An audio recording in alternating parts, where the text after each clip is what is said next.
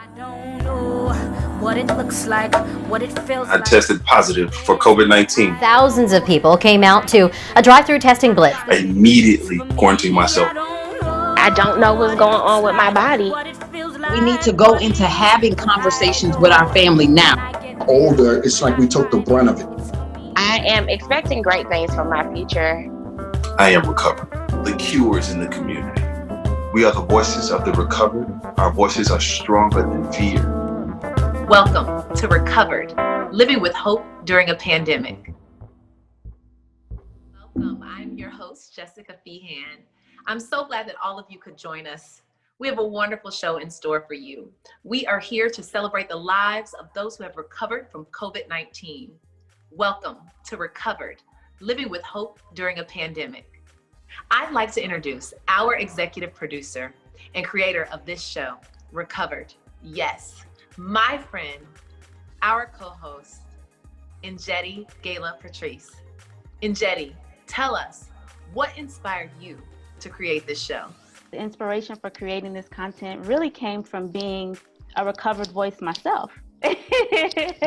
Having to look around without solutions, feeling without remedy for a virus that I contracted that now millions have contracted, and thinking, why aren't the numbers of the recovered being highlighted? Why aren't the remedies for what we're coming up with to fight COVID, why aren't those things being shared? I was really inspired that we're more equipped than we think. We're just not informed. So I wanted to create a space where those stories were highlighted, that we really put a spotlight on life after COVID-19 versus the numbers of death.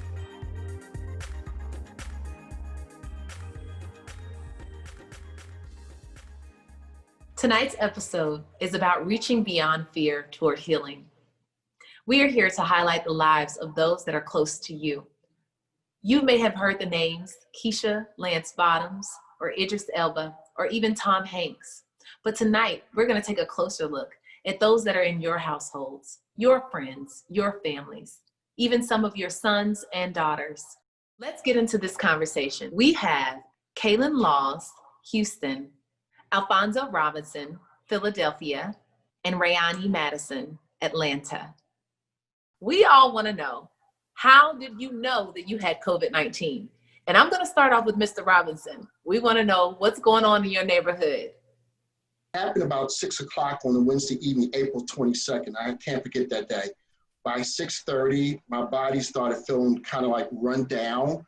By 7 o'clock, I was getting chills. And there was no kind of symptoms before that. I got tested, and it came back about 3 days later. I tested positive. But by then, I found out my wife got sick, my daughter got sick, and my grandkids who were just visiting, because we didn't know, and everybody got sick at once. And for my age, I mean, being a Black man, I am age 60. I'm somewhat active. I'm in the martial arts. I teach that. I do play bass, and I'm not heavy or somebody who's, overweight, but it took me down considerably. During that time period, I lost 20 pounds.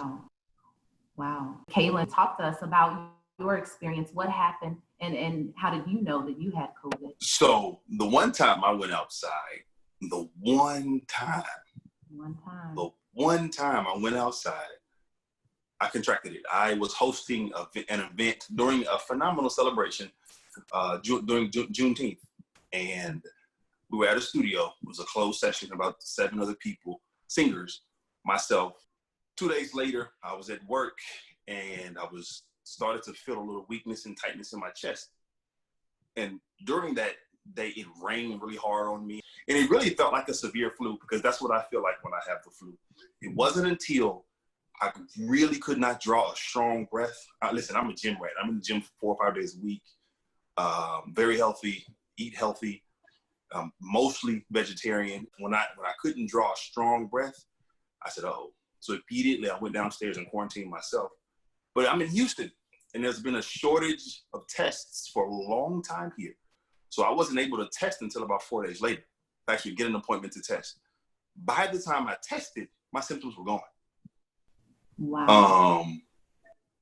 Until I tested. Then once I tested, that's when I lost my taste, and that's when I lost my smell. And then I started having this really bad kind of haziness, this fog. The best way to describe it is as if I had sinus pressure and I was walking through fog in the morning. Mm-hmm. I want to bring you forward. Your story is very intense. So I want to take you piece by piece by piece. Because you have a different type of battle going on. The week of April 1st, I started to have a sore throat. And so I drove almost 40 miles outside of the city to get a test because testing wasn't ready and available here in Metro Atlanta at the time. Also, there was no instructions on like wearing face masks or anything like that. So I ended up quarantining as a single mom. That was very difficult for me because I have two small children, 12 and 6. And so I had to quarantine in my room for 2 weeks. And my oldest daughter had to kind of take the bulk of the responsibility of taking care of my youngest daughter. I just had to kind of cyber mom, virtual mom. And it was really heartbreaking and depressing because for 2 weeks I didn't see my children and we were in the same home. I did want them to go with family, but you know, they didn't want to take them if they had not been tested. You know, at that time they weren't testing children. Luckily, by God's grace, my children did not get sick. Rayoni, how are you feeling today?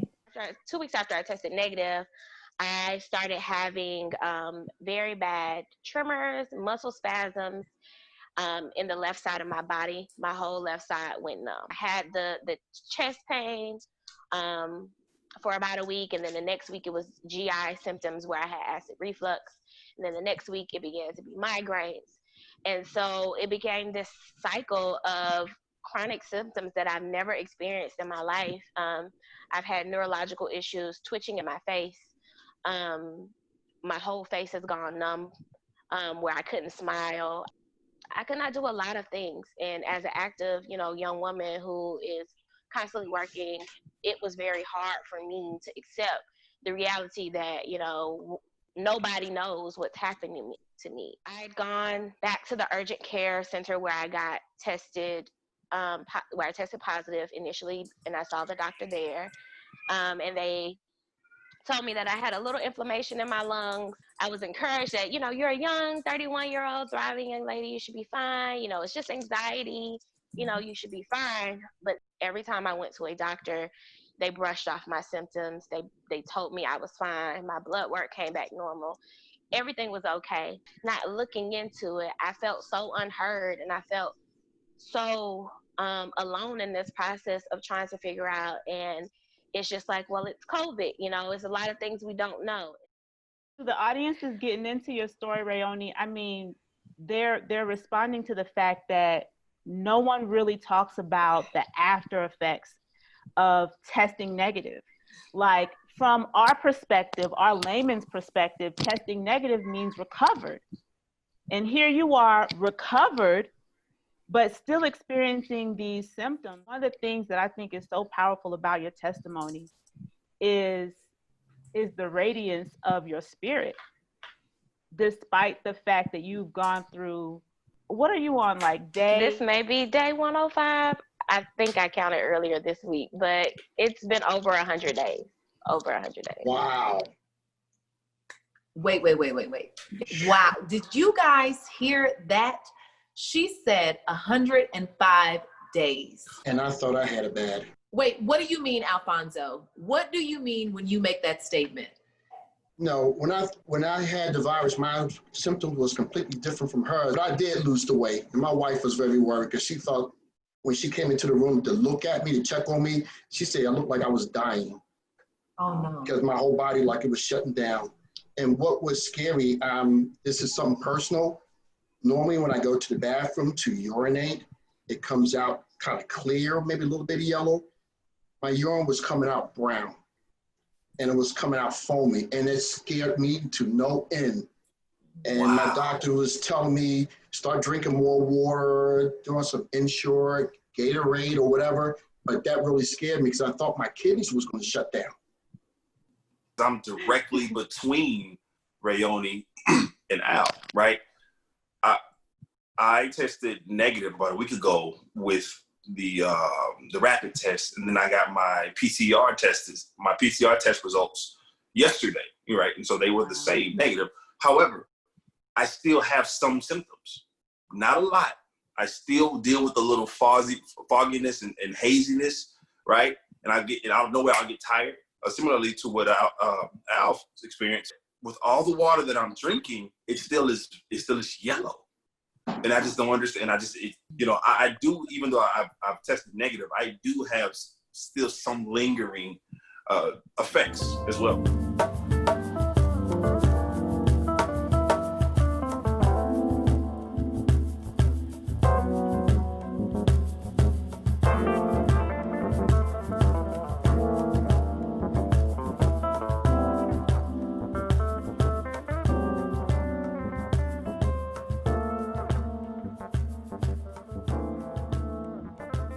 Now I want to bring up our medical professionals. We have Dr. Tara Robowski, Doctor of Advanced Heart Failure and Transplant Cardiologist, Dr. Henry Chindu, Doctor of Internal Medicine and Resident, and Thanerical Marie Key, Wellness and Reiki Master Practitioner. Let's welcome our doctors. Dr. Tara, can you define recovered for us as it pertains to COVID-19? What does recovery mean? So the way that we are guided is through CDC guidelines. And one thing that we've been telling people is, you can return to work, for example, at least 10 days after the start of your symptoms, or at least 24 hours after your last fever. But what I really wanted to get into is the symptoms, the ongoing symptoms. I think one thing that everybody needs to understand about coronavirus is that this is a multi-organ system disease, okay? Just like Al, or can I call you Al? I hope I can call you Al. So yes. Al had issues with his urine. So coronavirus can affect the kidneys, okay? I'm a cardiologist, so what I have seen is it creates an inflammatory process. And so that inflammation can happen in any organ system in your body, your nerves, hence the neuropathy that you've been feeling, Rayoni. Again, inflammation in your kidneys, in your joints, so that's why you're still feeling febrile, perhaps. You're feeling achy and things like that. As Kaylin was saying, he started out kind of with the respiratory symptoms, the sneezing, the coughing, the stuffy head, thinking you could take NyQuil and get over it, right? No, that's just the start of it. Mm-hmm. What I have seen, though, is this virus ravage lungs, okay?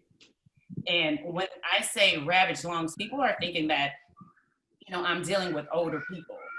I actually had to withdraw care on a 58-year-old last week. Okay, 58. I have a 55-year-old that's still on complete life support. I have a machine that's supporting the right side of his heart, the left side of his heart, and he's still ventilated. So these people are struggling.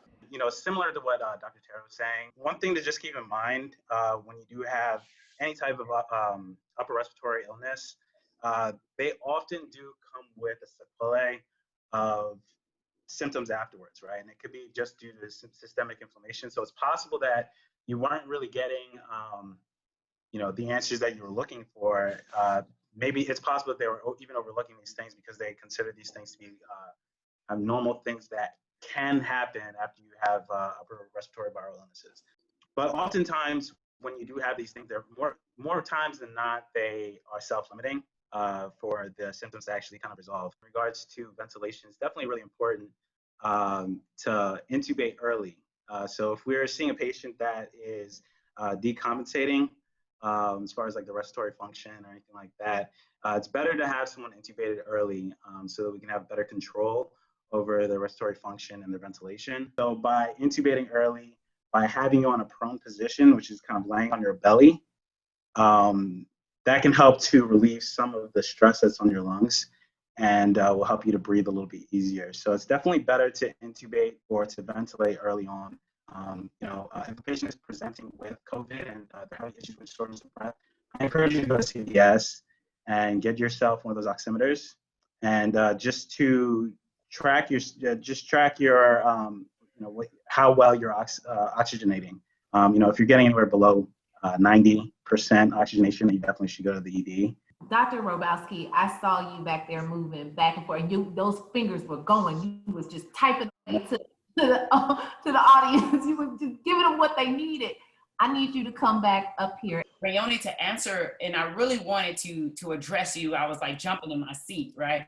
Some of the things, especially the numbness that you're feeling, numbness, tingling, you were saying you were weak. You really need to, I'm glad you have a doctor's appointment, because not only does it affect like the organs, right? It makes you, the big word is hypercoagulable. So it makes your blood clot.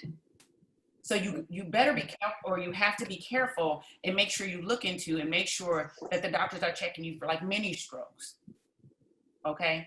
Because those clots can, that thickness in your blood can lead to little clots that can lead to that facial drooping, the weakness on one side versus another. So we really have to pay attention to those symptoms. And if you're saying that you're feeling symptoms and no one's listening to you, sweetheart, you go to the next person. I always tell people, you're not going to stick with a woman that's doing your hair all jacked up, right? So why stick with a doctor that's not listening to you? It's many of us out there, and you have to move on. Yeah, I have gone to several doctors, and each doctor did test my blood. My blood came back normal, and I did not have any blood clotting, any strokes. My blood was fine, it was normal. So that's what concerned me the most, is because all of my tests were coming back normal. We've talked really heavy about a lot of the symptoms and things of that nature, but in getting to the aspect in numbers, right? You have so many people that are recovering right now, right? So if you're speaking worldwide, the numbers, because I recently looked them up for us to have recent numbers, worldwide, your actual confirmed cases are right about 15 million, right? With 15,000 plus added daily is what they're saying. Mm-hmm. Out of that 15 million, you're having a little over like 8.5 million that are actually what is considered recovered. But they don't give you what the daily is of how many people are recovering daily, right? And then you have deaths of 617. So people focus on the deaths because that's what's in the public so much. But worldwide, you have 15 million, but worldwide, you only have 617,000 deaths. So a whole lot of people are recovering and living. So it's not the death sentence that everyone thinks. Right. Even in the US right now, in the US, we have 3.9 million confirmed cases. And we have 144,000 deaths. But then you have 1.6 million that are recovered. Say it again, sis. So a whole lot more people that are recovered. In my opinion, I think the focus needs to be on prevention. I think Kayla knew very well, whether he wants to admit it or not, that he did the 3 no-nos, right? So he was in close quarters with other people with no face mask, right? The singers, right? You see signs now on the elevators that tell you do not talk when you're on the elevator, right? That's because the little droplets, that come from someone, just even that kind of contact, even just from someone singing, allowed that virus to be spread. So I think that we all need to, while we're focused on, we see all this nonsense about the anti-maskers and things like that. The mask isn't for you. The mask is for other people. But what we're doing is trying to prevent the spread to everyone's grandmother. You know what I mean? Those compromised people. And don't get it twisted. Everybody's saying, oh, this young person, they had no comorbidities. Just because you don't know doesn't mean you don't have a comorbidity. Okay? So Dr. Robowski, you're going to have to define that word. Underlying, things wrong with you. That's a comorbidity. That comorbidity could be diabetes. There's a lot of people walking around here with diabetes that don't know they have diabetes. Again, those people who are heavy in alcohol, drugs, things like that. Unfortunately, those things weaken your immune system. And I'm sure Miss Kia, I hope I'm pronouncing it, Kia, I'm sure can tell you all those things lead to inflammation and then weakening of your immune system. I mean, you're a setup for any kind of infection. I will tell you what I suggest on my side, what I do for my family, because in this whole pandemic, the first route that I went about is preparing those myself and those that I love. Because preparation takes away fear. And when you take away fear, you can have a rational thought process in what you need to do next. So in being prepared, it wasn't oh, I'm never going to get it. It's if or when it happens, these are the steps that we need to do. While you're waiting for your doctor's appointment, don't just sit and wait. Our common thing when we get sick, before COVID-19, we run to the drugstore and we go with what we know works until the doctor tells us something different. And what is happening right now is so many people are in fear that they're not even going with what they know works until their physician tells them other. Because a lot of times you're talking to the doctor over the phone, they're going to tell you take fluids, they're going to tell you take Tylenol. Well, my jump start, the 2 pills that you would get out of the Z-Pack, is to go and take 2 ounces of wheatgrass, 2 ounces of ginger, 2 ounces of lemon, and then finish it with 2 ounces of pineapple, and don't take anything else for 45 minutes. Let me jumpstart my system. And then the next day, and the next day, and the next day for a week, I'm going to do 2 ounces of wheatgrass each time. Thank you, Practitioner Marie, for highlighting preparation for us. And Dr. Henry, thank you. Don't think that we didn't see you in the chat room defining what that word meant for us, because we did not know. And thank you, Dr. Robowski, for all the good things that you had to give us today. So right now, I want to bring it back to the guest and talk about some remedies that you guys may have used. Rayani, I want to start with you first. What were some remedies that worked for you? Being that it's been over 100 days, you can probably imagine that I've tried a lot of different things. Within the first 2 months is when I started going to the doctor, the ER, back and forth. And when I did not get the answers that I needed, I started to explore natural remedies. I changed to an anti-inflammatory and an antihistamine diet. So taking out all the starches, all of the white foods, processed foods, and actually incorporating things that were natural. So glad that you said that. One thing that I would suggest is look at the nutrient aspect of what you're doing as well, making sure that you are taking in those adequate things, because you can do small things as wheatgrass. A 2-ounce shot of wheatgrass is 5 pounds of green vegetable nutrients. And the enzymes and things that are in green vegetables are known to help the body to fight and improve not only your immune system, but also help and aid in that fight against viruses and different things of that nature. And when you're dealing with an inflammatory effect, as you're going to see the physicians to hold you over in this process, remember that you have these natural avenues that you can go about. You have ginger. You can always do like ginger and pineapple and lemon and make them into a tea over the stove, because they have anti-inflammatory properties in them, and drink it into a flavored juice or whatever and have it on a daily. You could drink it warm in the morning, or you can drink it in the evening. It also helps with the gut, which is where your immune system is kicking off in that area, to bring those things back to normal.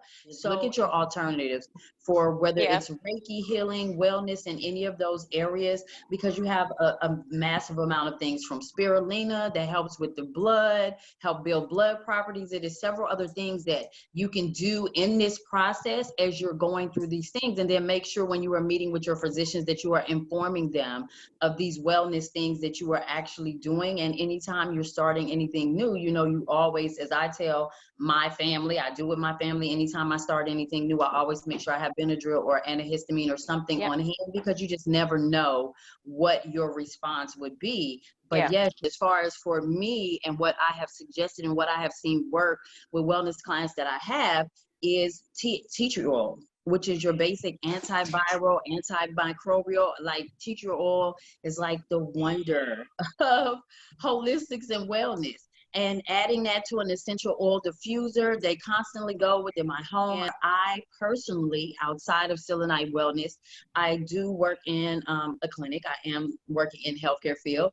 And my regiment coming home every day is to take off my clothes in my garage. I come in, I do a process, I get in the tub, I drop drops of tea tree oil in the tub, and I do that steam inhalant mask. And tea tree oil opens you up. It's kind of like your old Vicks, like mom and them tell you put Vicks on. You know, you do have to be cautious of tea tree oil like you would Vicks or any of those other things that open you up when we are in our winter months, because you'll fool around and make yourself have pneumonia or things of that nature. But those are the type of things. So it's an antiviral property, just kind of breathing it in with a warm mist to keep the nostrils moist, to keep, you know, the flow of whatever bacteria and things that are going in that avenue, making sure people are getting up and moving and not sitting. Because what I have seen with this virus from the people that I have dealt with is when it attacks your lungs, your body is laying still. It makes you feel like everything is okay and you're getting better until you get up and move. And what people are not realizing is you can't do that with this virus. It can't be the rest and chicken noodle soup that you were doing before. You have to get up and be moving. I think that was a critical component of it, just movement. What did work sometimes for me from an over-the-counter perspective for the aches and pains was Alka-Seltzer. That did work, oddly enough, but still, I wasn't going to take 4 Alka-Seltzers a day. Yeah, but it worked though. And BC Powder did too. BC Powder did as well for me. But from an immunity standpoint, naturally, we're tea drinkers, so green tea, turmeric tea. I have an immunity turmeric tea as well, and I would also I have an immunity, a whole immunity booster that I put into our smoothies and stuff. And again, I'm still researching a lot of it. Again, I have to be wary of how things process through the body, if they go through the liver or the kidney. So I'm in constant conversation with my doctor. And a friend who's a part of who's a holistic healer as well. Really, really, I feel like help and movement for me. Movement, really making sure that I get tired a lot. Some days I get tired quicker than others, but I still make sure to push through. I started building up my energy again by, like, Kaylin was doing exercising. Since I'm in the martial arts, I started doing a lot of, kicks, crunches, and different things like that to build up my energy. That's all. But it wasn't nothing that I actually took that I would say that helped me at all. I'm thinking just it had to go through its course. Really appreciate what you said there, Al, because one of the things that I want to elevate in what you're sharing is I had to let it take its course. Yeah. And one of the things that I've heard Marie say, one of the things I've heard Tara say, I've heard Kaylin say, is that a part of this process is letting go and going with the flow of your healing, really allowing yourself to receive some of the medicines you've been giving them. Jessica mentioned a couple of things that she kept hearing over and over again, staying active. One of the things I want to elevate that I'm hearing again and again is take hold of your process. Really be in the forefront of knowing your body, speaking up for yourself, and fighting for what you know is best for you. I'm hearing that in our panelists. I'm hearing that in our recovered. And the other thing that I'm hearing is let the natural remedies work with your over-the-counter. Let your natural remedies work with your over-the-counter. And one of the things that I also wrestled with myself in my own story of being recovered is some of the thoughts, the negative thoughts I had to immediately release in order to allow my body to actually receive healing. And so I want to get into some of those things that the recovered had to immediately release. I know Kaylin, I know Rayoni, the guilt of not being with your children is something that I heard. Did you get to a point where you realized I got to let some of these thoughts go in order to get to a place to receive my healing? yeah, for me, and listen, if you to know me is to know that I am flat out in love with my family. It is what it is. I'm in love with my family. My kids, you multiply that times 3,427,212.2, right? That's how much I love my kids. And so to not be with the day I came back, and I was confirmed positive, I cried like a baby. Now, me crying is not necessarily something that's like uncommon, because I'm emotional, but I fell face first on this couch that I'm sitting on now and snotted and cried like a baby, because my daughter's 4 and my son is 2, and they just don't understand what's going on. They just see daddy's locked in a room, right? Oof, oof, oof. They just see that I'm trying to cry now. They just see daddy's locked in a room, and so I felt so guilty about putting all that on my wife, who's gosh, my best friend, the keeper of my heart, who took it like a champ, right? The next day, after I kind of got all of that out and I processed it and I prayed and I read the scriptures and the declaration that really means something to me and that really touched me in a deep and meaningful place. And my wife and I were on the phone in the same house, FaceTiming and praying and crying. And, that really was cathartic for me. And it helped me to be like, all right, dude, now you got to focus on getting better for your kids, right? You got to focus on getting better so that you can play with them. So that I didn't really tell my family, because my family is warriors, and they had came in behind down here and jumped in the car and tried to be out. And so I said, nope, let me not do that. Because it'll be a stressful situation. And even feeling the guilt that I let down my family, because I'm gonna be completely honest, and I'm shut up about it. My wife didn't want me to go to where I went, where I contracted it. She said, I'm not comfortable with you going. And look what happened. So that guilt, like, man, if I just listen to my dadgum wife, man, if I would have just listened. So that guilt jumped in me for a significant amount of time. Absolutely, Dr. Tara. Listen to your wife for sure. I agree. I ain't gonna lie. Yes, ma'am. I'm glad that you stated that, right? Because we have to understand that when we're dealing with sickness, it's a whole body thing. So you bring about a level of stress when you take yourself through those emotional aspects. And when you bring in stress, you lower your immune system. Mm-hmm. So we need to go into having conversations with our family now while we're on the well side about COVID, about all of these things. Have up here what you're going to know, what you're going to do, how you and your family are going to move. So when you take away that fear and you find out that you've tested positive for coronavirus, because it's happening, it's serious, it's something we have to deal with, but we have to remember we've had other pandemics in history. Mm-hmm. In 1918, when they had the influenza, it lasted for 2 years and 2 months. But we recovered as a country, as a world. We recovered and we got to the life that we were all born into. Then you had a pandemic in 2019. Was it as great, as large as this one? No. But the reality is we got back to some form of normalcy. We made it past it. People were lost. We learned from that. But now we have to pick up and prepare moving forward. So in sharing these stories, I think it's amazing. So people can understand it's a process. But when you're dealing with your emotions can put a stress on your body that will be contradicting to your healing process. Practitioner Marie, I love what you have to say about our emotions and the healing process. And this is a great segue into our next topic, which is talking about shame. The shame that we feel in the Black community to share. We are so silent and we are so, we have so much self-criticism. I want to ask you a question, and Jetty, please tell us, how did you feel when you had contracted COVID? And what were some of your reservations and hesitations about sharing that? I can be honest in saying that overall, I felt a little bit like, I'm going to be judged. I didn't want to hear back, see, that's why you should have kept yourself still. I was nervous about those types of reactions from the community in general, just being judged. Oh, she was doing something to get something. Yeah.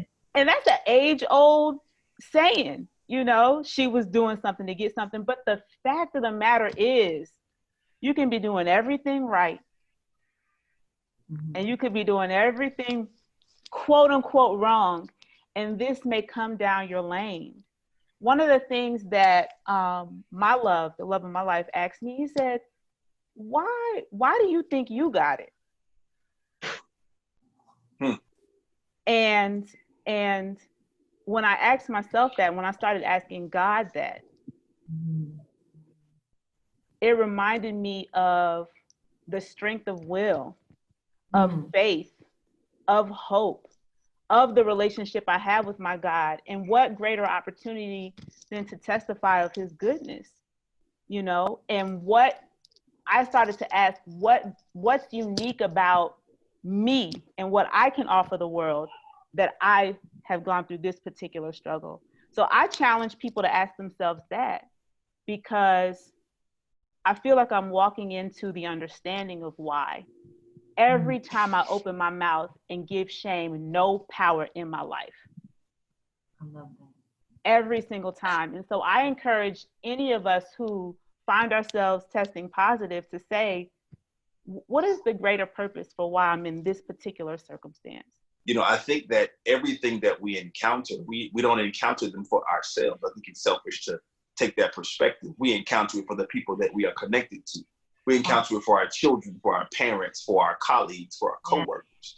Yeah. To be a beacon of hope and light. And that's how I'm taking this, the fact that I was tested positive. It's almost, I'm a fraternity member, and I scream Phi Beta Sigma to the day I die, right?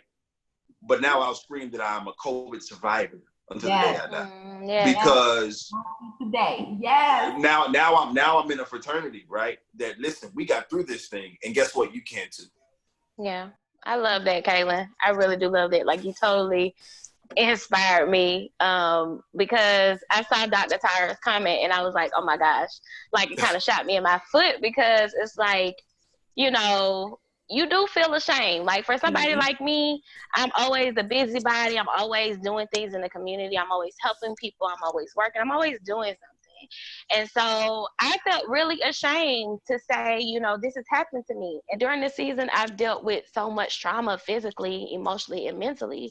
And so I even started within the last month seeing a therapist. And I think where, you know, when I consulted with the doctors that I was seeing, it was like medication. It's like, well, maybe you're dealing with something more than, you know, physical. Let's tap into this emotional piece. Let's tap into this mental piece. And so I think in this season, I'm experiencing a holistic transformation. Al, where are you? Do you have give us some words of hope through this pandemic? I'm here. I work in an environment, I work for supervisors. So being home without, you know, being away from was something different. But one thing I found out that when I came back to work, a lot of my employees treated me like I had leprosy or something like that. They wouldn't come near me. They would wear the mask a little bit tighter, or they would stay farther away from me. But after a while, they started coming into my office, and we still had masks on, but then everybody started asking me, what was it like? What did I go through? How did you make it through? What are you doing now? How's your body feeling? Because they was worried about the unknown. And me, I had to tell them, I mean, I give them my testimony of what I went through, but at the same time, I say each person is going to experience something different. And my closing remarks to that is, remember, our community, we're survivors.